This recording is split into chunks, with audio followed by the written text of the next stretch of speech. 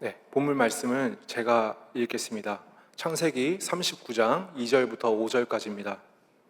여호와께서 요셉과 함께 하심으로 그가 형통한 자가 되어 그의 주인 애굽 사람의 집에 있으니 그의 주인이 여호와께서 그와 함께 하심을 보며 또 여호와께서 그의 범사에 형통하게 하심을 보았더라. 요셉이 그의 주인에게 은혜를 입어 섬기매 그가 요셉을 가정 총무로 삼고 자기의 소유를 다 그의 손에 위탁하니 그가 요셉에게 자기의 집과 그의 모든 소유물을 주관하게 한 때부터 여호와께서 요셉을 위하여 그 애굽 사람의 집에 복을 내리심으로 여호와의 복이 그의 집과 밭에 있는 모든 소유에 미친지라. 아멘. 오늘도 예배를 위해서 하나님 앞에 나오신 모든 성도님들을 정말 주님께서 너무나 기뻐하시는 줄 믿습니다. 이 시간 하나님께서 이 예배를 기뻐 흠양하시고 또 하늘의 은혜를 넘치게 부어주시길 간절히 소망합니다. 한 설문조사에 따르면 사람들이 생각하는 성공적인 인생, 즉 형통한 삶의 조건으로 가장 많은 사람이 경제적 안정을 꼽았습니다. 그리고 그 뒤를 좋은 인간관계, 자녀의 성공, 사회적 지위 등이 이었습니다. 이처럼 우리는 세상의 형통이 결과 중심임을 알 수 있습니다. 일이 잘 풀리고 돈을 잘 벌고 자녀가 잘 되면 형통한 인생이라고 세상은 말합니다. 그런데 성경은 요셉을 형통한 자라고 말합니다. 형들에게 버림받아서 노예로 팔려간 그 요셉을 하나님께서는 형통한 자라고 말씀하십니다. 어떻게 이럴 수 있을까요? 오늘 우리는 요셉의 이야기를 통해서 하나님이 보시는 형통한 사람은 어떤 사람인가? 라는 질문에 대한 답을 찾고자 합니다. 창세기 39장 2절부터 다시 제가 읽겠습니다. 여호와께서 요셉과 함께 하심으로 그가 형통한 자가 되어 그의 주인 애굽 사람의 집에 있으니. 요셉의 삶을 생각해 보면 형통과는 거리가 참 멉니다. 사랑받던 아들에서 하루아침에 노예가 되었고 또 억울한 누명과 또 감옥에 갇히는 고난의 연속이 가득합니다. 그런데 하나님은 요셉을 형통한 자라고 말씀합니다. 그 이유는 단 한 가지입니다. 여호와 하나님께서 요셉과 함께 하셨기 때문입니다. 이 말씀은 우리에게 형통이 무엇인가 라는 중요한 질문을 던집니다. 사람들은 형통을 성공이라고 말하죠. 건강하고 돈도 있고 일이 잘 풀리고 자녀가 잘 되는 거라고 생각합니다. 하지만 형통은 결과가 아니라 관계입니다. 환경이 아니라 하나님의 임재입니다. 누가 나와 함께 계시는가? 그것이 형통의 기준입니다. 그렇다면 왜 하나님이 함께 하시는 것이 형통일까요? 첫째로 하나님은 단 한순간도 변하지 않으시는 영원히 신실하신 분이시기 때문입니다. 세상은 시시각각 변하죠. 상황도 감정도 사람의 말도 하루에 수십 번씩 변합니다. 그러나 하나님은 변하지 않으십니다. 아침에 하나님이 저녁에도 동일하시고요. 고난의 날에도 약속을 반드시 지키시는 분이 하나님이십니다. 변하지 않는 반석과 같으십니다. 우리가 다른 곳에 시선을 돌릴 때에도 하나님은 여전히 그 자리에 계셔서 저희를 보고 계십니다. 하나님의 약속은 절대 바뀌지 않습니다. 요셉을 보면요, 점점 상황이 나빠졌습니다. 노예가 되고 감옥에 갇히고 억울함을 겪었지만 하나님은 여전히 요셉과 함께 하셨습니다. 그리고 결국 하나님이 주신 꿈은 주신 대로 하나도 빠짐없이 이루어졌습니다. 요셉의 인생을 묵상하면서 이런 생각이 들었습니다. 아무리 비바람이 몰아쳐도 우리가 서 있는 땅이 단단하면 절대 쓰러지지 않는다. 삶이 흔들리고 힘들 수는 있어도 하나님의 반석 위에 서 있다면 그 인생은 결국 다시 일어섭니다. 딛고 일어날 땅이 진흙바닥이 아니라 바로 하나님이시기 때문입니다. 요셉이 그랬습니다. 하나님이 요셉의 반석이셨습니다. 그래서 흔들리지 않는 그 반석 위에서 요셉은 다시 일어설 수 있었습니다. 그리고 오늘 우리에게도 요셉에게 반석이 되어주신 하나님은 변함없으신 분이십니다. 변함없으신 하나님께서 우리의 반석이 되어주셨기 때문에 우리는 어떤 상황 속에서도 흔들리지 않고 서 있을 수 있습니다. 그러므로 형통한 것이죠. 그리고 하나님이 함께 하시는 것이 형통인 두 번째 이유는 하나님은 우리를 지으신 분이시기 때문입니다. 우리는 우연히 만들어진 존재가 아닙니다. 하나님께서 직접 빚으셨고 또 하나님의 형상대로 만드셨습니다. 하나님과 함께 살아가도록 설계된 존재입니다. 우리의 생명과 기쁨 그리고 만족은 오직 하나님께로부터 공급받을 때 온전히 유지됩니다. 하나님 없이는 우리는 방향도 목적도 없습니다. 지금 천장을 보시면 전구가 달려 있습니다. 전구는 전기에 연결될 때만 비로소 빛을 냅니다. 아무리 디자인이 고급스럽고 아름다워도 전기와 연결이 되지 않는다면 그저 어둠 속에 있는 유리 덩어리에 불과합니다. 우리 인생도 그렇습니다. 우리가 아무리 똑똑하고 성공하고 건강해 보여도 하나님과 연결되지 않으면 생명의 빛을 발할 수가 없습니다. 우리는 하나님께 붙어 있어야만 살아갈 수 있는 존재입니다. 그래서 하나님이 함께 하시는 것이 바로 형통입니다. 그분과 연결되어 있을 때 우리는 비로소 제 기능을 하고 또 존재의 이유를 누릴 수 있는 것입니다. 그리고 이 진리를 바로 알았던 사람이 성경에 나오는 모세입니다. 제가 출애굽기 33장 15절 말씀을 읽겠습니다. 모세가 여호와께 아뢰되 주께서 친히 가지 아니하시려거든 우리를 이곳에서 올려보내지 마옵소서. 아멘. 모세가 시내산에 올라갔을 때 이스라엘 백성들은 하나님과 모세를 배반하고 금송아지를 만들었습니다. 그때 하나님께서 너희는 약속의 땅으로 가. 하지만 나는 너희와 함께하지 않을 거야 라고 말씀하셨습니다. 이때 모세는 하나님이 안 가시면 저희도 안 갑니다 라고 말씀드립니다. 모세에게 중요한 건 땅이 아니었어요. 젖과 꿀이 흐르는 가나안이 아니었습니다. 모세에게는 하나님이 소중했습니다. 하나님이 모세에게 복 자체였습니다.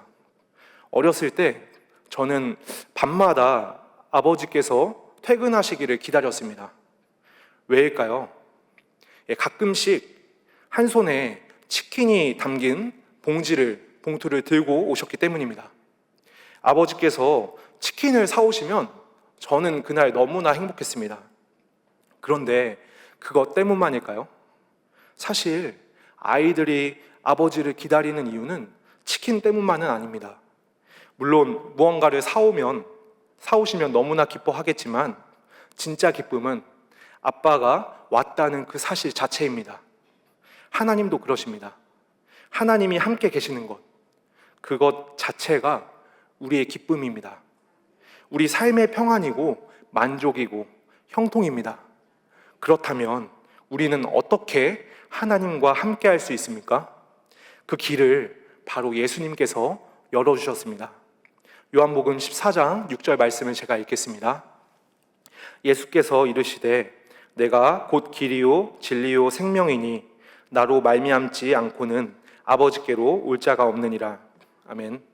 예수님은 우리의 죄를 대신 지시고 십자가에서 죽으셨습니다. 그리고 부활하셨고요. 죄인인 우리가 하나님께로 나아갈 수 있는 유일한 길이 되어주셨습니다.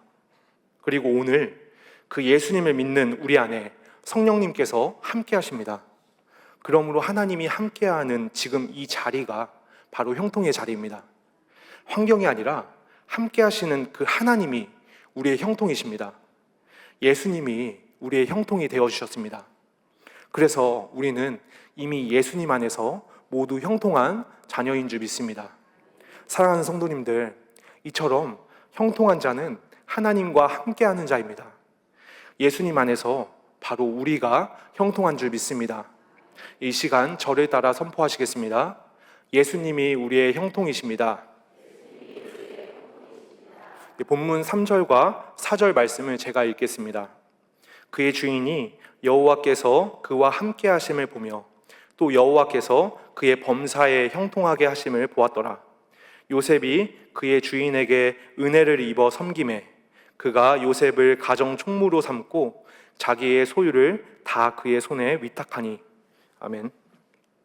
4절의 말씀을 보면 요셉이 그의 주인에게 은혜를 입어 라고 합니다. 이 표현을 보면 마치 요셉이 보디발에게 잘 보여가지고 인정을 받고 그래서 높은 자리에 올라간 것처럼 보입니다. 그런데 원어를 보면 조금 다릅니다. 히브리어 원문에는 4절에 그의 눈에 은혜를 발견했다라고 기록되어 있습니다. 여기서 그의 눈은 보디발이 아니라 하나님이십니다. 이 표현은 창세기 6장 8절에서도 똑같이 나옵니다. 노아는 여호와께 은혜를 입었더라.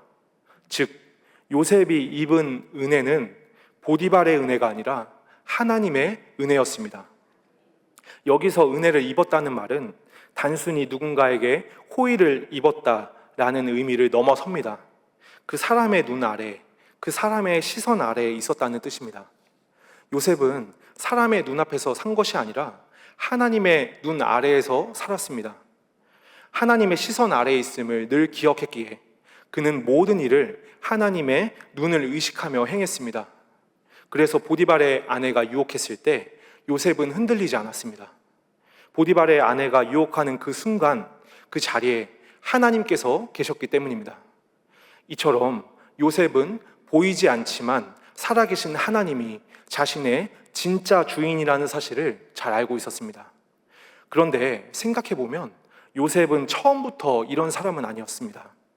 요셉은 한때 형들의 미움을 받을 만큼 교만했고 또 형들에게 상처를 주면서까지 꿈을 자랑할 만큼 자기 중심적이었던 그런 소년입니다.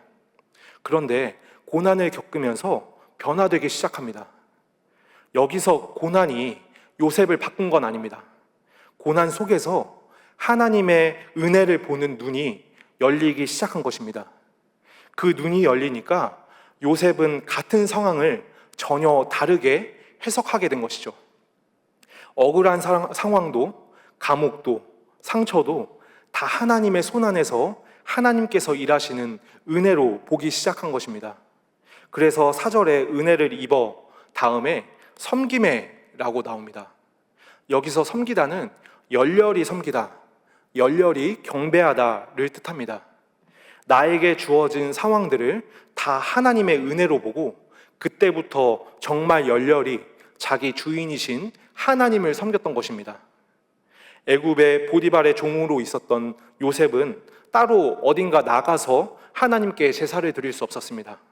지금 주어진 그 자리, 그 곳에서 하나님을 인식하며 날마다 자기를 하나님께, 주님께 드렸던 것입니다. 신약의 사도 바울과 그리고 신라도 그랬습니다. 그들은 복음을 전하다가 억울하게 매를 맞고 감옥에 갇혔죠. 누가 봐도 절망이고 실패처럼 보입니다. 그런데 감옥 안에서 바울과 신라는 찬양하고 기도했습니다. 어떻게 그럴 수 있었을까요? 하나님의 시선으로 세상을 해석하는 눈을 가지고 있었기 때문입니다. 그 눈이 있으니까 감옥은 단순히 갇힌 곳이 아니라 하나님께서 일하시는 장소로 보였습니다. 그래서 감옥에서 바울은 빌립보 교회 성도들에게 이렇게 말합니다. 빌립보서 4장 4절 말씀을 제가 읽겠습니다. 주 안에서 항상 기뻐하라. 내가 다시 말하노니 기뻐하라. 아멘. 이 말씀은 좋은 일이 생겨서 기뻐하라는 게 아닙니다. 상황이 어떻든지 하나님을 바라보며 기뻐하라는 말씀입니다. 이어서 6절과 7절에서는 이렇게 말씀합니다. 아무것도 염려하지 말고 다만 모든 일에 기도와 간구로 너희 구할 것을 감사함으로 하나님께 아뢰라. 그리하면 모든 지각에 뛰어난 하나님의 평강이 그리스도 예수 안에서 너희 마음과 생각을 지키시리라. 아멘. 문제를 해결해 주셔서 기쁜 것이 아니라 기도할 때 하나님께서 그 문제를 바라보는 눈을 주셨기 때문에 평안해지는 것입니다.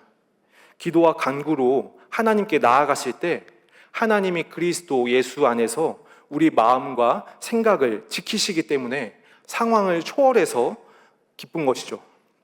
그래서 빛이 없던 감옥에서 바울은 하나님의 시선으로 세상을 보기 시작했습니다.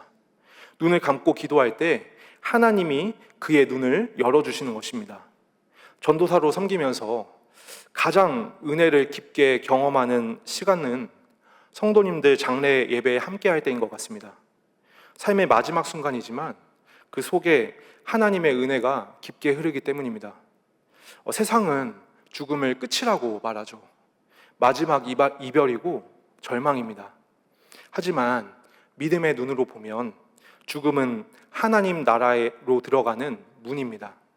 땅의 시선이 아니라 하늘의 시선으로 보면 죽음도 은혜로 해석됩니다. 그래서 우리는 장례식에서 찬송을 부르고 기도하며 하나님께 예배합니다. 믿음의 눈이 열리면 슬픔 속에서도 하나님의 위로와 은혜를 볼 수 있기 때문입니다. 십자가도 마찬가지입니다. 세상은 십자가를 실패라고 하고 죄인이 처형당한 자리라고 말합니다.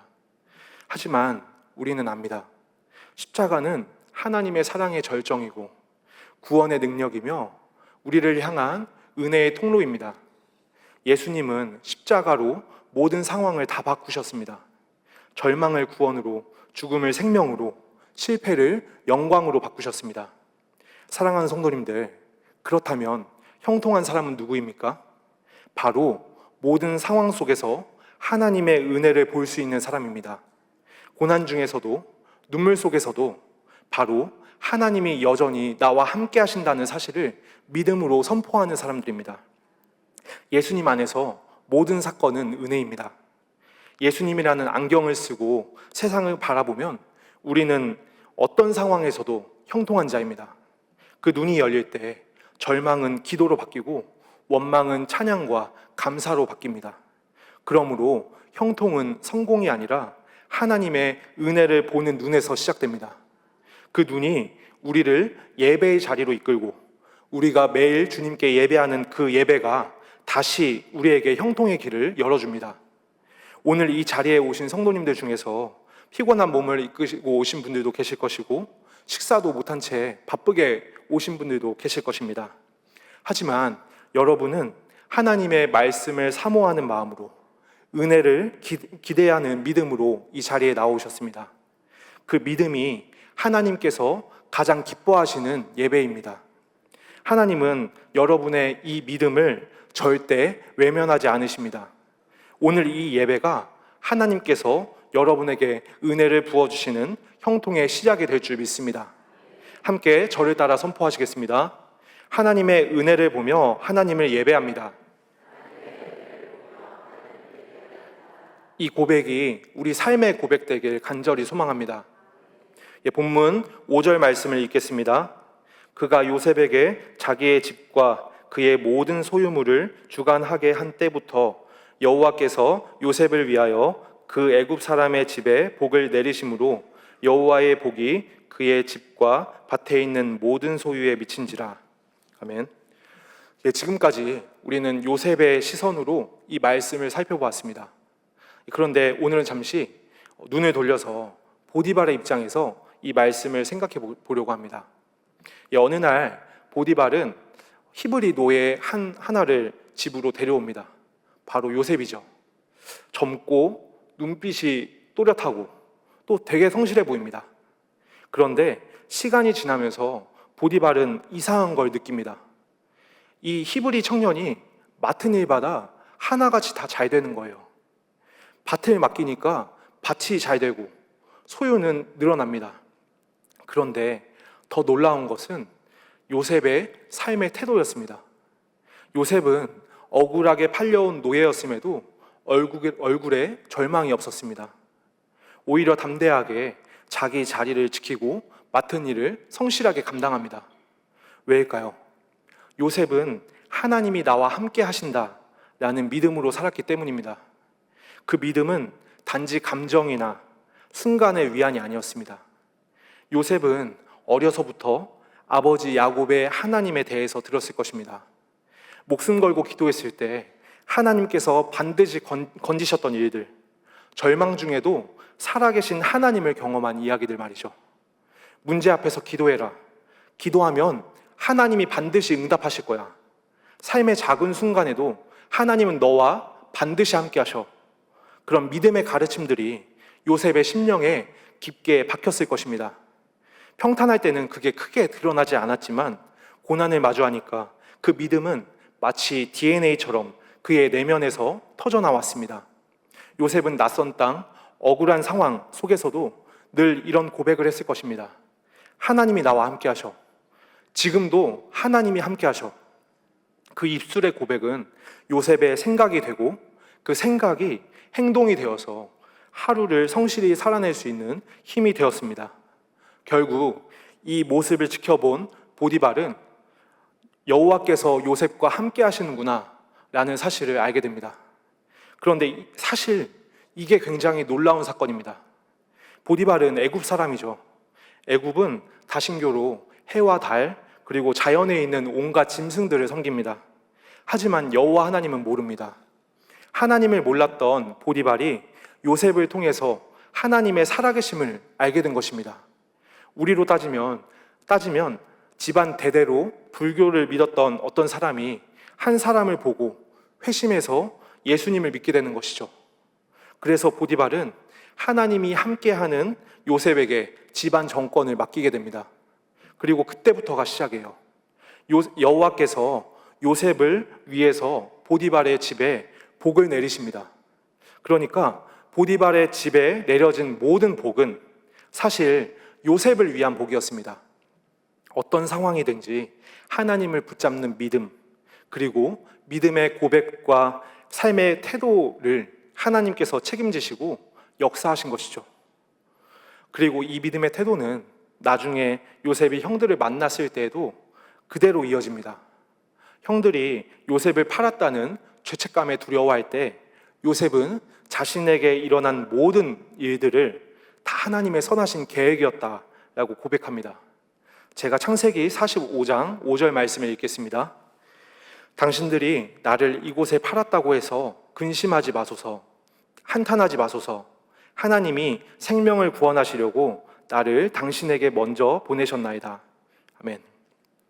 요셉은 형들이 자신을 판 그 악한 행동을 하나님이 생명을 구원하시려 자신을 먼저 보내셨다라고 하나님의 선하신 계획으로 해석합니다. 이런 말은 하루아침에 나올 수가 없습니다. 입술로 나온 믿음의 고백은 마음에서 자라난 열매입니다. 요셉이 이런 고백을 했다는 것은 오랫동안 그렇게 믿고 살아왔다는 것입니다. 이처럼 요셉은 하나님의 선하심을 마음에 새기고 그 마음을 입술로 선포하며 살았습니다. 어린 시절 꿈을 주신 하나님을 한순간도 잊지 않았습니다. 하나님이 내게 꿈을 주셨어. 그 하나님이 지금도 나와 함께 하셔. 라는 믿음을 마음에 채우고 입술로 선포했습니다. 그런데 하나님께서는 하나님은 선하십니다. 그러므로 하나님이 선하게 역사하십니다. 라는 믿음의 사람을, 그 인생을 선하게 하십니다. 그의 믿음과 입술의 선포대로 성취하십니다.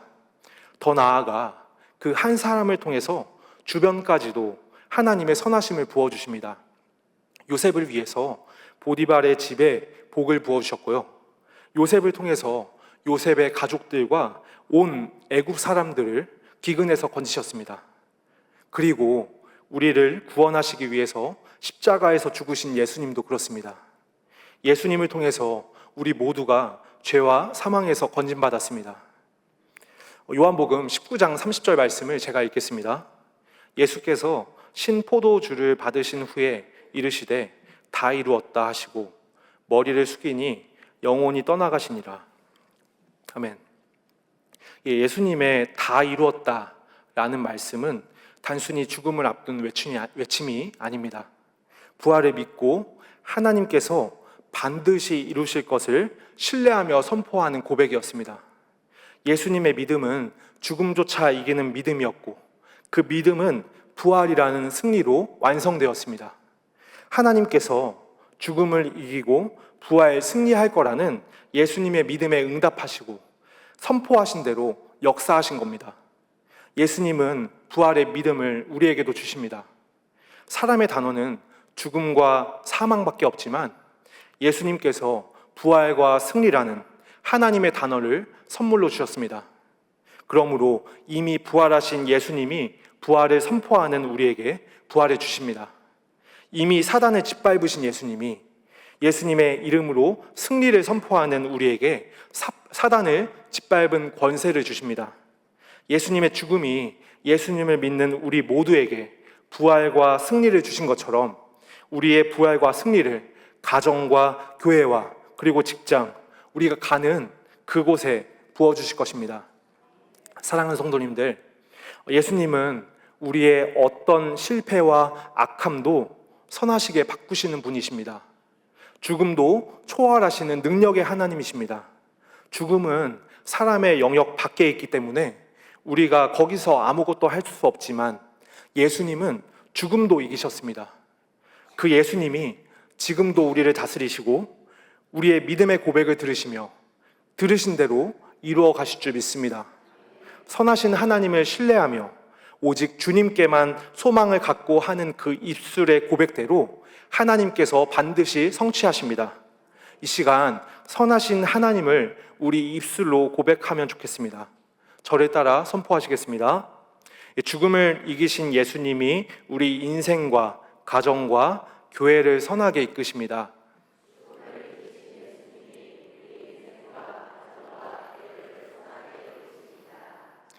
아멘. 오늘 우리는 형통한 사람은 어떤 사람인가에 대해서 나누었습니다. 첫 번째로 형통한 사람은 예수님 안에서 하나님과 함께하는 사람입니다. 하나님이 우리의 반석이시며 우리에게 복 그 자체이십니다. 두 번째로 하나님의 은혜를 보는 눈이 열린 사람들입니다. 그 은혜를 보는 눈으로 하나님을 예배하는 성도님들께서 바로 형통한 사람들입니다. 세 번째로 어떤 상황 속에서도 하나님의 선하심을 믿음으로 선포하는 사람들입니다. 하나님께서 우리의 입술의 선포대로 당신의 선한 뜻을 반드시 이루실 줄 믿습니다. 이 형통의 사람이 저와 성도님들 되시길 간절히 소망합니다. 마지막으로 저를 따라 선포하시겠습니다. 예수님이 우리의 형통이십니다. 하나님의 은혜를 보는 눈이 열릴 때 하나님을 예배합니다. 죽음을 이기신 예수님이 우리 인생과 가정과 교회를 선하게 이끄십니다.